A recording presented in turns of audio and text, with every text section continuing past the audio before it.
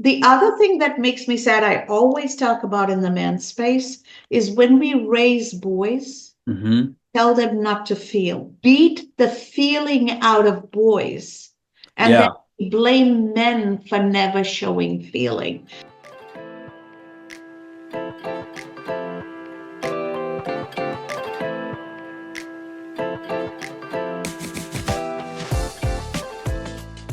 Those same women raise daughters.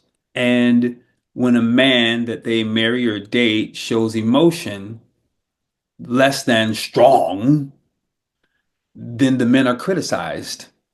So they didn't have a safe space at home, and now they don't have a safe space in their relationship because all of it was misinformed, right? The mother raised the daughter as well, and the father didn't, or the father did the same. And I get it. In trying to win in this world, it can be very challenging and very confusing. I would honestly say I know that firsthand. But I would like to encourage men to discover your feminine energy. You have both. Just like Cass talked about how she had to carry uh, uh, uh, chili powder in one hand and a safety pin in the other, but yet she's fully feminine. She had to also protect because that was the balance that was necessary. We must tap into the ability to love, the ability to cry, to feel. And I encourage that you don't do it at work. But you do have smaller circles of men that you have relationship with that you can trust, that you can be vulnerable with. I do encourage you to find partners who are willing to kind of walk through that with you. And I don't know if it's easy or not, but it's healthy. And I would like to encourage women, if you are in a relationship, there's a saying, Cass, that we've said, and it's only a saying, but I think it has a level of truth to it, is that women teach us how to behave. What I mean by that is, if I'm with a partner who doesn't allow the safe space for me to be vulnerable, then I won't be vulnerable. And so now she gets the closed off, non-connected version of me because you taught me that the last time I was vulnerable, you criticized me or it wasn't safe. And while I'm still the man, I'm still the little boy at the same time. So it's important that we as men get with other men and have these deeper conversations and be vulnerable. It's also equally important to spend more time with our partners disclosing and looking for a safe space and understanding it might be met with rejection. It might be. It might be. But for your own sanity, to be whole and to be able to love freely. And I don't mean love like just nurture, but I just mean like love and live and experience you. You must have that. And if you don't, life can be very, very difficult. So I think it's both the personal responsibility and in society being aware of how we may play a role in it. It's still on the individual, but we Yeah. may play a role in it. Yeah. And culture has so much to do with it, Marquis. I Yeah. come from the Eastern tradition where we see a soul Hmm. and gender is fluid and nothing is binary. Hmm. So that fluidity allows us to see beyond the physicality Hmm. and engage with the spirit of the person, right?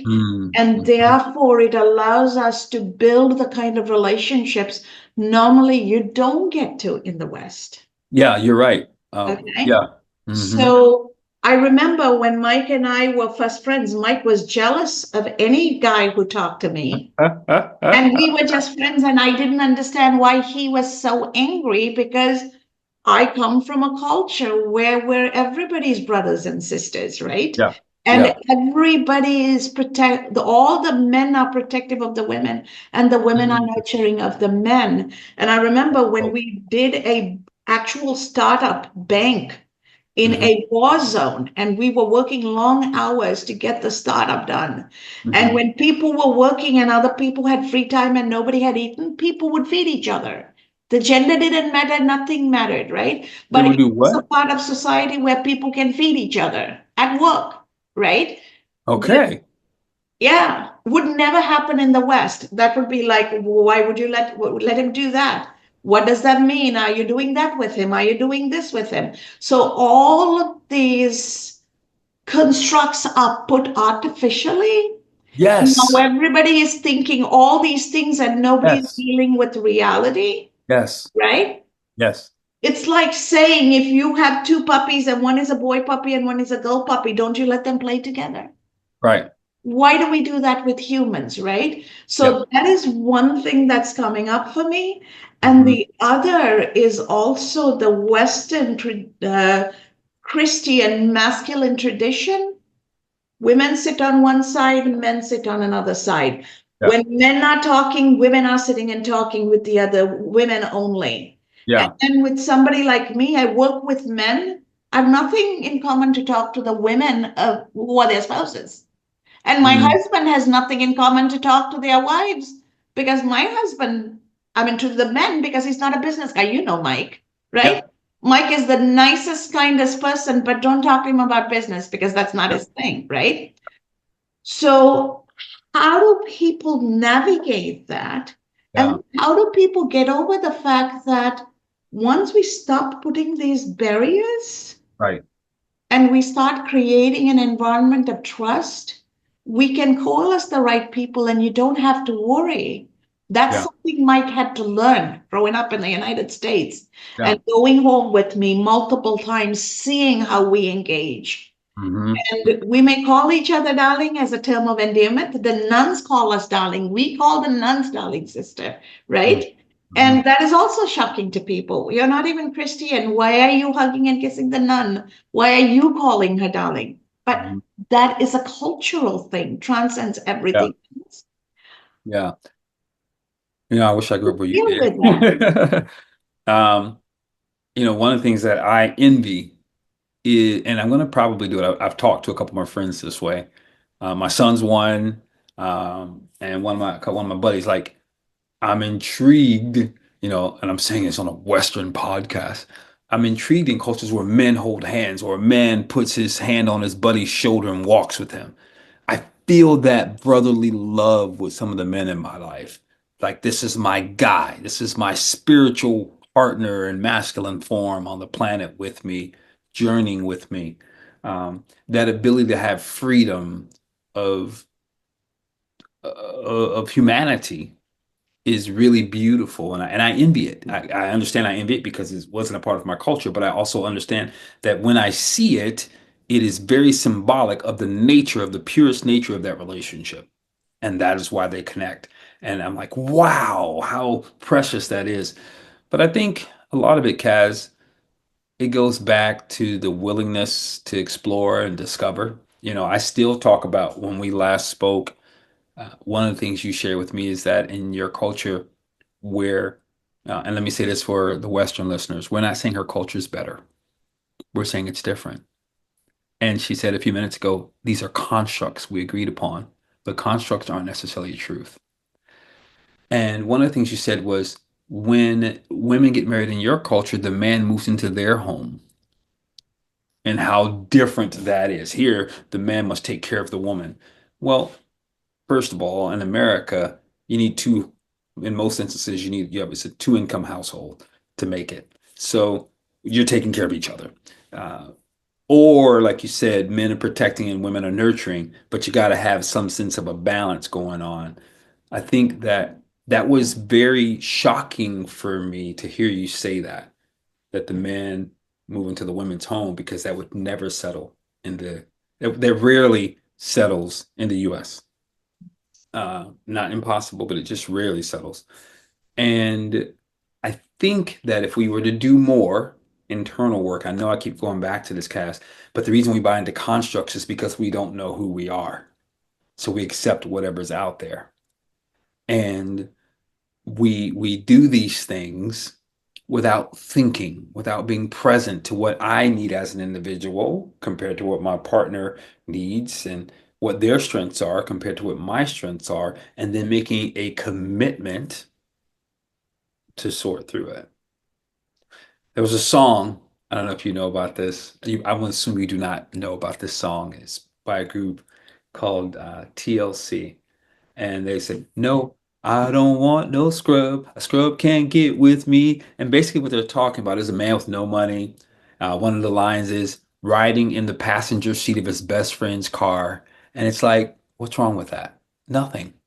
But they named it as being a scrub. And so women will say, I don't want a scrub. And I found out that they were actually negatively in the hole as artists during the time they made that song, which is so ironic that they would have that song come out during a time that they were experiencing the opposite or scrub life in the female version, so to speak. But we built these narratives as if they're truth, and they prevent us from fully experiencing life. I was listening to a podcast, a portion of a podcast today, and one guy said women want a man who makes six figures. He goes, okay, great. You've already eliminated 85% of men in the US. And then they want a man who is not married, of course. So then that took away another, they said half of that. So 7% of the 15% that's left. Then they wanted a man who was in that context straight. So you had to take away at least another few percent there. And it left them, oh, and then he had to be over 6 feet tall. So it left them with like, okay, so the man you want, that all y'all want, there's only 3% available. So what are you going to do? Because all of you can't have the 3%. So it is also all physical construct and material value. And so we miss all of these things because we bought into context instead of being present. And I'm not acting as if I hadn't bought into context and all of those things as well, which is why I keep going back to we really got to do that internal work so we can think for ourselves more clearly. And when we come up against a narrative where you say something like, well, in my country, the men move into the women's home, instead of going, well, that would never happen for me, instead it's like, oh, wow, that's interesting. Well, what would cause that? How does that work? And that then opens our mind. Yeah. I'm gonna give you one last thing that I want to share with you before, because I know you have plenty to share. One of the things I've been journeying with over in my life over the last couple of years is how I feel about different things as I'm walking through and learning to feel. And one of the things I learned is that when I'm squinting and everything's got to be exactly right, I can't see. And it's easier for me to be disgruntled and be frustrated. But when I open my eyes and look and take in everything and step back, there's so much abundance. There's so much opportunity. And I see situations I would not normally see because my eyes are open. I think the constructs cause us to squint, and those constructs then prohibit us from finding partners that we want to spend our life with. Because I've talked to women have come to me for consult since I was in my teens. And some of those same women are still single to this day, waiting for this perfect man, but now they're in their 50s and 60s. Missed all of life because all they could do was look like this and missed great opportunities, hoping one day someone will come wed them. And they might, but you will have missed the majority of your life if that was of value. So just a thought. Absolutely. And when I have questions that I need to ask a masculine person, you're one of the people I check with, right? Yeah. I have no problem picking up the phone or texting you and saying, Marquis, there's something weighing heavily on me, or I experienced something. Can we talk? Because I want an American Black male perspective. I can ask my husband for an American white male perspective. And then I can ask my Sri Lankan guy friends who are also my brothers for a Sri Lankan perspective. And I can triangulate all of this and say, okay, because part of me is still rooted in my values. How do I process that? And then how do I take from my present day context and take the men I trust and I value, take their perspective? And how do I move forward? Yeah. without losing myself. That's the one thing I Mm, always look at, because if a environment asks me to lose myself in pursuit of serving it, mhm, to me, that means by serving a purpose, I have to stop serving the purpose my creator gave me. And if mm, I am to choose between the purpose of service my God put in me mhm, and the purpose and the construct my environment is forcing me to, I mhm, will remove myself from that environment, because my self talk is I left at 16, my whole country, my family. If I can do that at 16 with nothing, and I mhm, wasn't even English proficient, the things I can do as a 56-year-old multilingual independent professional woman is mhm, limitless. mhm, And when organizations and environments realize that, mhm. they don't like it. Yeah. You They know don't why? like it. Mhm. You know why? Because they're not self-aware to the degree that you are, Doc. And that's why they're willing to sell their soul for the next dollar, the next job, the next gig.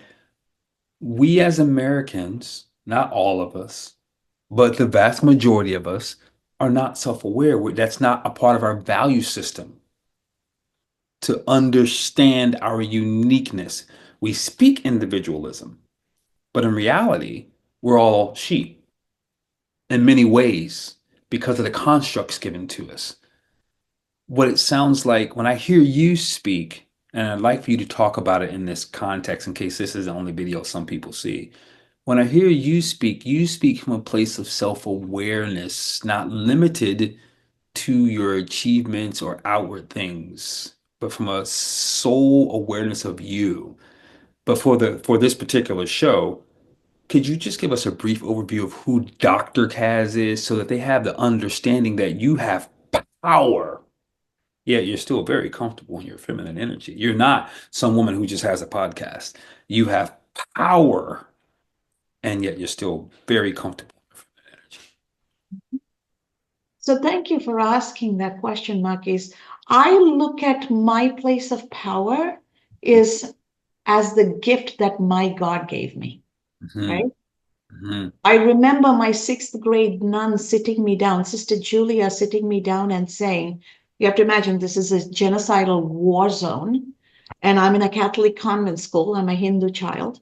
And Sister Julia sat me down and said, Kasturi, you have a special gift that most people don't have, even at this young age. Hmm. You have the ability and the insight and the intuition to love and care and nurture without fear. Hmm. And that is a gift. That Hmm. is a gift that is going to become a cross as you grow up as a woman in a Hmm. world that is going to treat you badly for your capacity to love. But Hmm. it is a gift that your creator gave you. Hmm. And you got to promise me that you will never throw it away, because then you have given away your gift. You have thrown away your gift. You haven't given it away to people. And Hmm. you have disregarded your gift.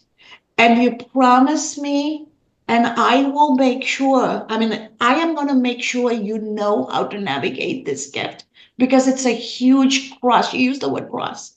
It is Hmm. going to be it's going to be your cross to bear. And Hmm. I'm going to work with you to navigate how to carry that cross and not make it a cross, right? Hmm. And so that conversation always stayed with me. And Hmm. when people tell me you're so loving, so nurturing, that's why maybe some people think they can cross the line. Hmm. I look at it as Sister Julia is always on one shoulder. On my other shoulder is Sister Joanita from India. So I have two nuns on either shoulder, right? They're both guiding me. Hmm. What I accomplish is what I do, but my being, the essence of my being, is that. That's And right. my relationship is not with my body, my relationship is with my soul, because Mm. my soul is part of the energy of my maker. Yeah. And the most important relationship I have is with the divine within me. And Yeah. the divine within me is free of gender, Yeah. and it is full of power and nurturing and love, which is spiritual, which is energetic. Hmm.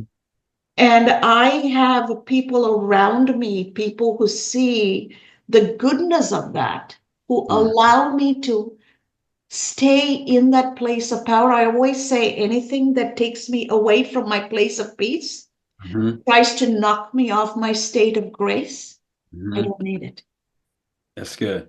I don't need it, right? And so I can be a CFO, I can run a $22 billion pension fund, I can do a massive global acquisition for Warren Buffett. Hmm. Those are things I do. Yeah, it's good. It doesn't change or make me better if I am not rooted in my presence of what my soul comprises of. Mhm. And to me, there are only three things that are factual in life: my relationship with my maker, Mhm. my relationship with myself, and how I relate to my maker and my maker's creation. Mhm. And that includes the interaction, includes how I use my knowledge, my courage, my Okay. wisdom, my strength, not just physical. Mhm. And to me, wealth is eightfold, and money and material is only one of those eight, right? Mm. So, I'm a foodie because food is a wealth. When I share food, when I cook for people, I cook with love, right? And Mhm. so all of that is the second element. And the third element is my dharma, my sacred duty collects my karma. And Mm. my sacred duty is to make sure every human interaction is an opportunity for transformation for both parties. I'm not giving anything, we're exchanging. In Good. that exchange, can I create positive transformation? And at the end of every day, I look at, have I made a positive impact in somebody's life that is not biologically related to me? If Good. not, my conclusion is I have taken up space today and I have Wow. to try better tomorrow. Wow. That's such a thank you for that. Thank you for all three of those. I hope our listeners really take a look within. A lot of what you said was internal state, which allowed for the external. And a lot of how we're cultured is the outward validates the internal. And it's just not true. And I think that that was tremendous the way you broke that down for us. Thank you. I really, particularly the third one, the Dharma being related to your relationship with your creator, one, to your relationship with you and your connection with that. And three, I probably wouldn't say Dharma, although I understand it from the Tao Te Ching, my purpose. What am I really here for? Dharma is purpose. It's a sacred duty. Yeah, like why, what's my contract on the planet right now? And Mhm. being aware of that, and Kaz, many people are, that's a foreign, those three are foreign, and their relationship to God is still the outward, right? It's still the Western version of faith. That doesn't mean people don't have a relationship. I'm sure I don't want to offend anyone, but I want them to relook at what does that look like for personal discovery, and then just bringing them all together. I really appreciate you sharing that triad. Absolutely. And one of the things I struggle with in a construct where the divine is outside, Yeah, you need a broker to connect with the divine and have yeah, a conversation with the yeah, divine. yeah. And now the broker tells you go and say three Hail Marys or say the whole rosary. Whatever. Yeah. And now you can go out and do anything else because next week you can go and confess again. And sorry becomes another word. To Mm-hmm. me, Hmm. I'm not a native English speaker, so to me, sorry literally means I didn't know what I was doing. I was completely out of sync. Mm, I misunderstood, misjudged, and misacted or behaved. But now I realize it. I mhm, would like for you to give me another opportunity so that I can show you I can be better. To mhm, me, all of that is an apology. That's so good. Sorry is not an apology, right? So Mhm, if there is no corrective action and there is no continuous improvement, mhm. sorry was just a word. Yeah. And I have no time for words. Yeah, I get it. Yeah. I remember when I began to learn part of what you just described, to say I was sorry had to include how the strategy I was going to implement to transform what I had done. I really like that you broke down the definition of it, um, to bring value to my words. Yeah. Good. Because to me, we truly build trust and relationships when we make a mistake Hmm. and we work on the relationship to correct it, right? We Yeah. both consult and help clients. Clients we've never had problems with, Hmm. they would go with the next person who'll give them a better deal. But the clients Absolutely. we've had problems with and we've worked and resolved the problems, Yeah. they're going to be with us forever because we have worked through it. Yeah. That's right. That's And it. people forget the power of actually making a mistake, owning up to the mistake instead of saying you misunderstood.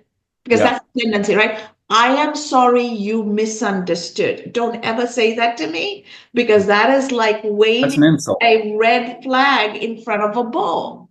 That's right. Because you just flip the script and take That's right. no responsibility for what you That's right. did. And you're telling me that it's my fault that I somehow Yeah. misconstrued what you just did or said. Yeah. Yeah. Yeah. Yeah. Yeah. Yeah. No, no, no, no. You're exactly right. Yeah. Yeah. Yeah. That's an see here. See, that's the thing, Cass. Tony Robbins talked about this before. I think it was in Unlimited Power. We live in a society that always blames. If it's we get the flu, we blame other people. We get cold, we blame somebody else, and it's always somebody else's fault. We do not live in a society. I mean, even right now, some of our top leaders, they didn't know it was never their fault. We don't live in a society where taking personal responsibility is a value. It's an anomaly. For our listeners, if you really want to grow your manhood, take personal responsibility for the failures and the successes, but in doing so, acknowledge there may have been circumstances. And while it may not be your fault, it is your responsibility how you respond every single time. And it is for me too. I'm not an exception to the rule. We're There's all no human, doubt about right? it. Yeah. We're all fallible. My We husband, are. Mike, has an experiment because he used to teach at-risk kids, and the boys are at-risk Okay. boys are rough, right?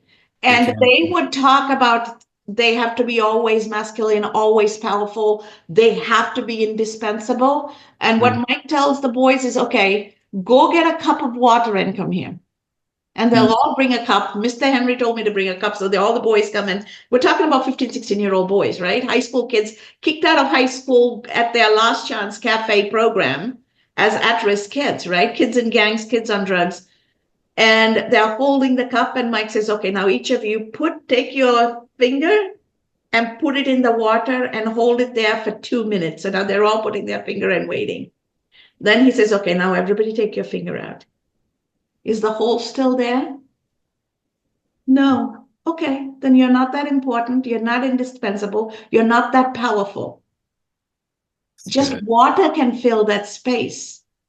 Life is fluid. I need for you to remember anytime you think everything begins and ends with you and you're all powerful and everybody has to abide by what you want, Hmm. take a glass of water. Put Yeah. your finger in and see if anything has changed. Yeah.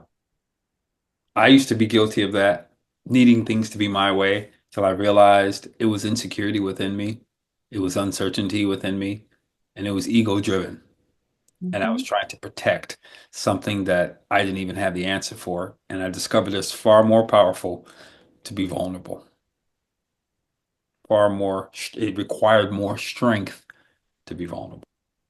But we live in a society where boys and men are told if you show vulnerability, you'll become prey.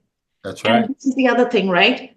Because everything is two extremes, right, wrong, good, bad, heaven, hell. You're either prey or predator. Yeah. So we've made this construct that women are prey and men are predators. No, Hmm. no, no, no, no. No, We that's right. shouldn't be on either extreme. Life happens in the middle. That's right. That's right. It absolutely does. Pray this way, not on people. Okay? Yes, Pray yes. this way. Pray this way, meditate. And nobody is prey. We cultivate together so that we can share a meal together. And Yeah.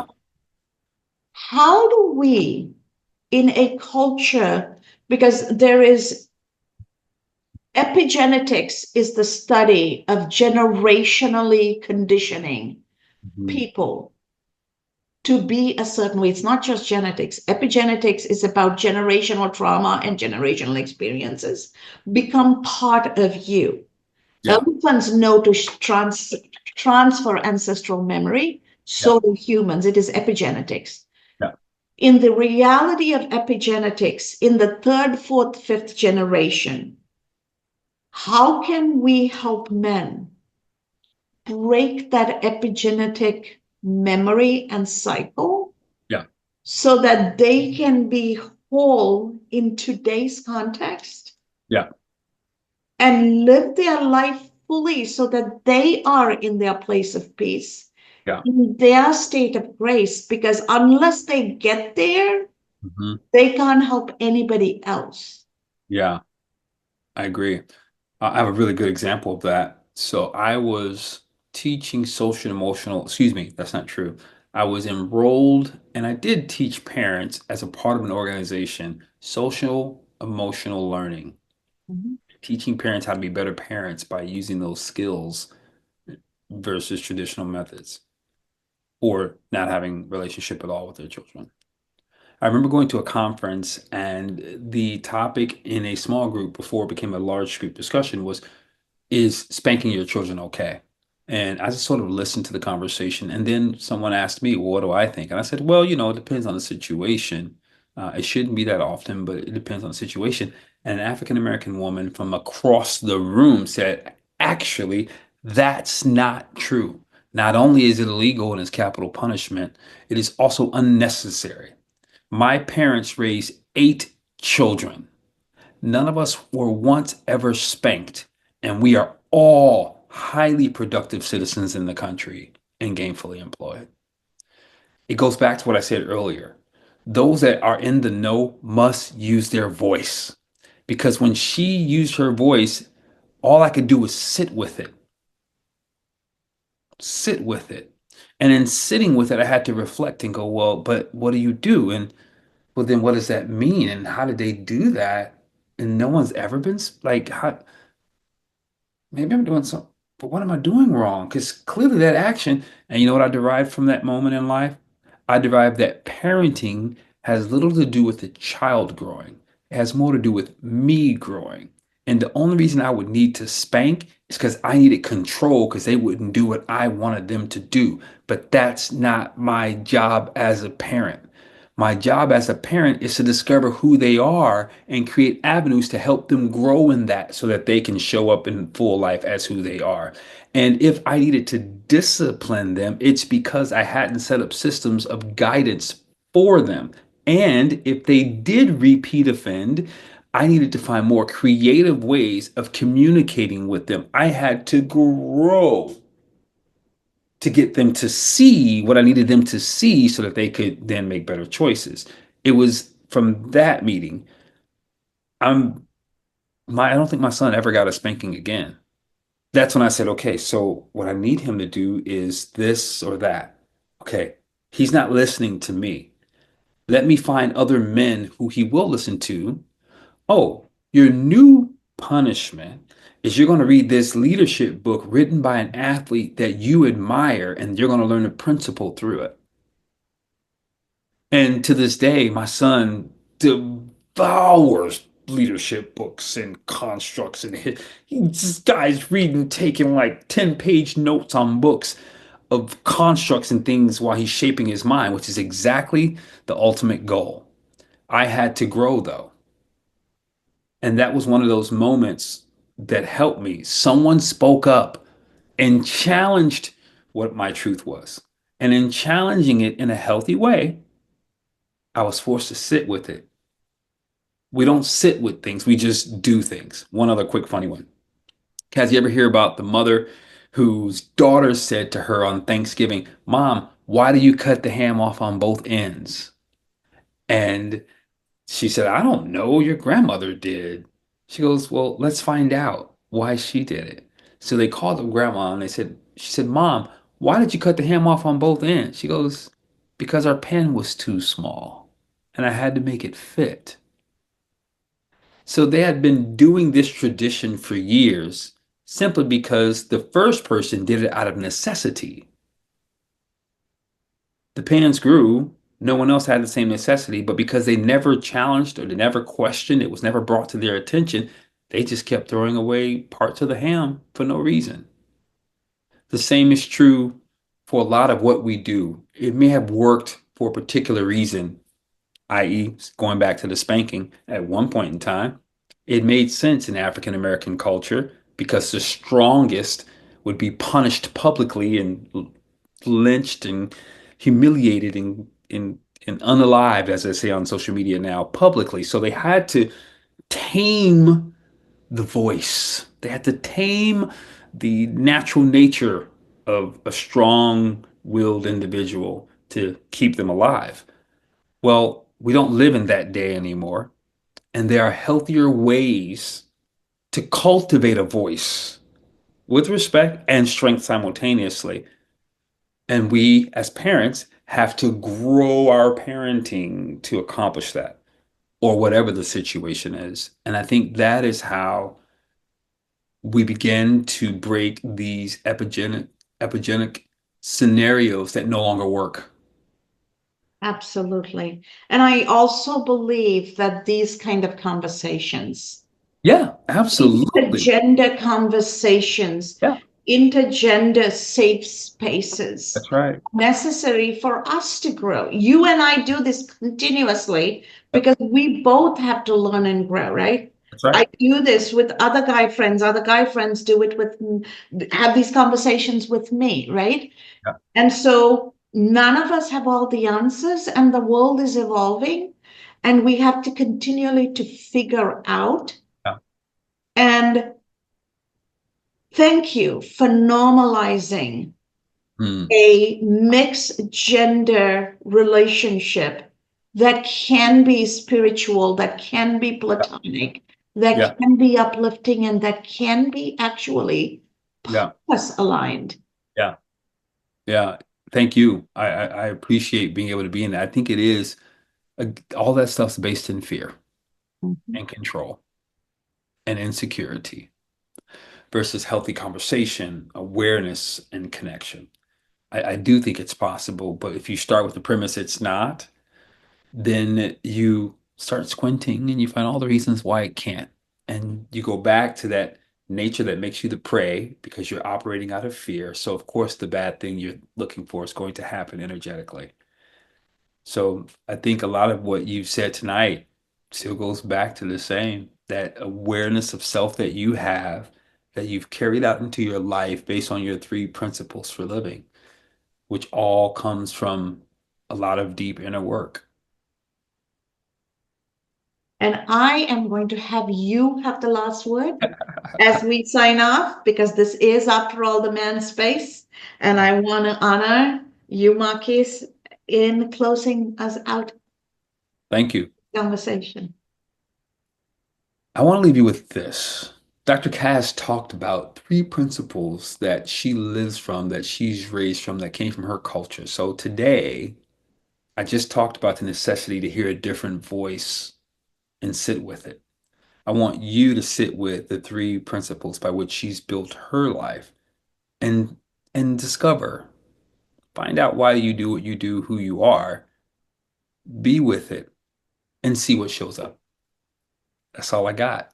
That'll go a long way if we actually go do it.